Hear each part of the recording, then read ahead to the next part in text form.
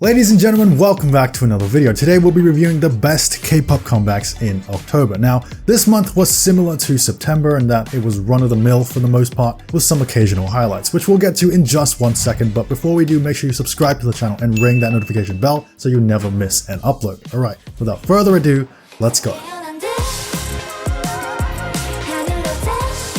The Triple S project is running full steam ahead, already debuting another unit. This time it's Evolution with Invincible, probably their most ambitious title yet, both in terms of name and composition. There's a mystical aura that pervades the entire song, from the otherworldly shrill that opens the track to the piercing synth in the pre-chorus, leading up to an expeditious drum and bass beat drop that's colored by extremely breathy vocals. All in all, it's a successful and transformative musical experiment and another win for the team.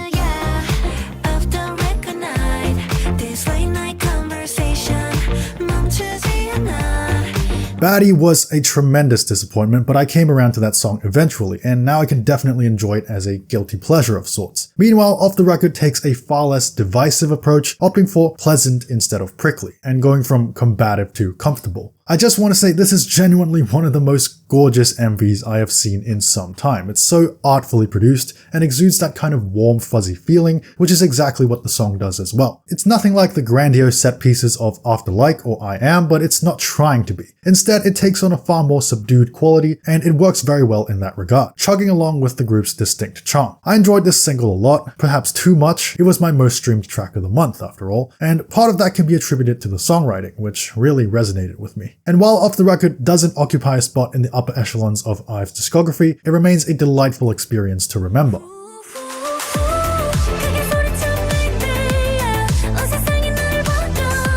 The second half of 2023 has been great for LOONA fans as the members all branched out on their own. We had 2 solo debuts in October, one of which was Chuu with Howl. Now, I certainly didn't expect a sci-fi concept for her inaugural release, but it turned out great. We get a hint of that abstraction in the intro with some cosmic reverberations, but the first half of the song is rather unassuming as it simmers in a melancholic slow burn. Our patience is rewarded, however, as after a lengthy trance-like build, it takes an unexpected dive into synthwave Bangertown. At under 3 minutes, the song is given just enough time to fluoresce, but it would undoubtedly have benefited from, say, a bridge and final chorus to fully activate its cinematic potential.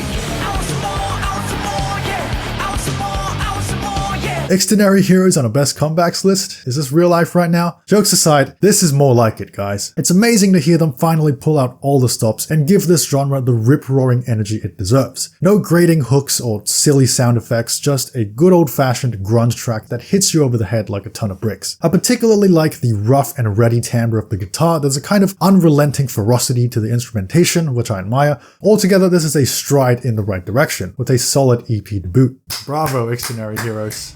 You've done it.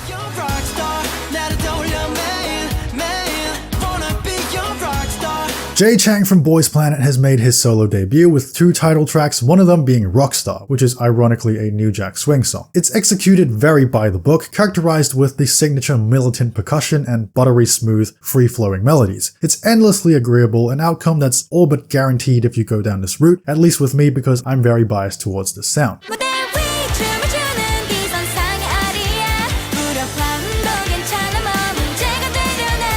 QWER, also known as QWER or QWER, I'm just going to call them QWER, is a girl band made up of 3 online personalities and a former NMB48 member, and they've just made their debut with the title Discord. Now, this track, for all intents and purposes, is a J-pop song. You can tell as soon as they let it rip in the intro with that awesome guitar riff. I didn't expect to hear that kind of instrumentation in a K-pop song, certainly not in a million years, so good on them for bringing this aesthetic over. The instrumental is densely packed and bursting with energy. The vocals are quite compelling as well. Good stuff from QWER. Can't wait for their next single, Twitch.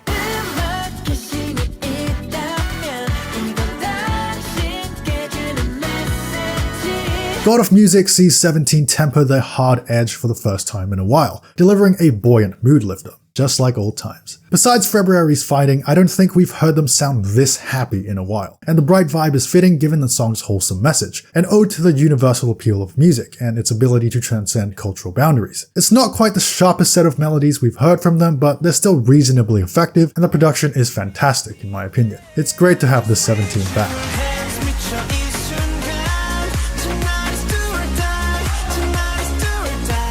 Lim Young Woong, I've never talked about him on this channel, but I understand he's basically royalty in Korea, rivaling even BTS in terms of popularity. He specializes in the trot genre, but for this latest release, he's thrown it back to the 2010s with a maximalist EDM single. Do or Die is a bona fide house anthem. You can feel the electricity coursing through your veins. His performance is powerful and really raises the roof, you know? Is the song a bit generic? Sure, but you don't hear this every day, especially not in K-pop. I do have a propensity for the sound, and Young Woong wears it surprisingly well.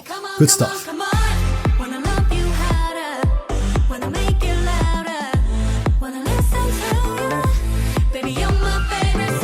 I hate to say it, but this song alone is already better than the entirety of NMIX's catalog. I'm sorry, honey, but you know it's true. Look, no knock on JYP for trying something unique, but you just can't trump a conventional dance track like this. The beat is understated yet so rich and propulsive, Jini's performance is effortlessly cool, the chorus slaps, and the subsequent hook is pure bliss.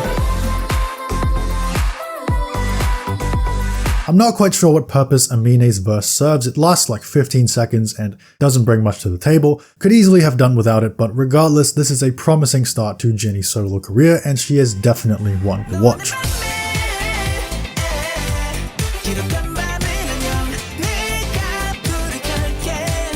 On and Off has finally returned from their military enlistment. It's been almost 2 years since their last official release, but they've clearly retained the spark of genius from their tremendous 2021. And that's thanks in part to the enduring partnership with producer Hwang Hyun. It's very easy to draw parallels between Love Effect and tracks like Beautiful Beautiful or Popping, but with the loaded, thumping beat, the jaunty brass, the playful vocal effects, and an absolutely gleeful chorus. There's a massive gap in the market for these ebullient boy group tracks, I think. This one is ebullient to an almost excessive degree, but if your goal is to elevate spirits, there's no better way to do it.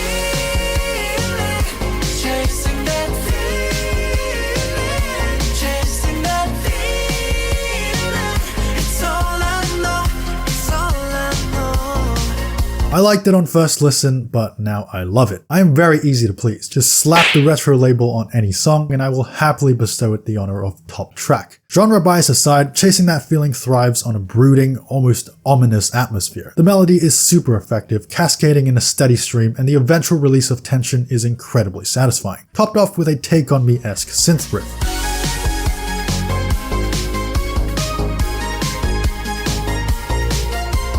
Song of the month. They've done it. Congratulations to TXT.